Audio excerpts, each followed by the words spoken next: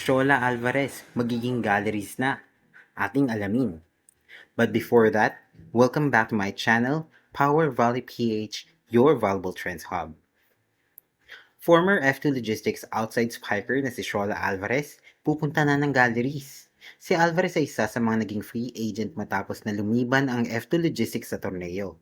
Matatandang sina Don Macandili, Ara Galang at Abby Maranyo ay lumipat na sa Cherry Tigo. Sina Majoy Baron, Kiana D at Kim Fajardo ay lumipat na sa PLDT. Si Mars Alba ay kinuha ng Choco Mucho. Si Jovelyn Fernandez sa Signal. Sina Myla Pablo at Joy Dacaron ay bumalik na sa Petrogas at si Ivy Lacsina naman ay nasa NX-LED. Hindi nga naging super productive ang pananatili ni Shola Alvarez ng 2 taon sa F2 Logistics. Mostly off the bench lang siya at nagsisilbing backup kina Galang, Pablo at Julinda de la Cruz.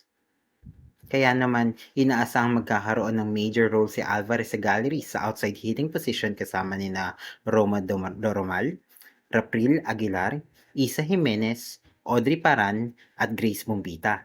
Ang galleries ay matatanda ang nagtapos sa 11th place last conference.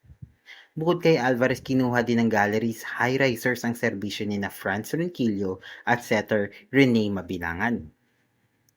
Ayan lamang po at patuloy niyo akong samahan sa pagantabay sa mga balibalita tungkol sa World of Volleyball. Muli, don't forget to like, share, and subscribe for more upcoming videos. I'm Art, ang inyong ka-Power Volley. Goodbye!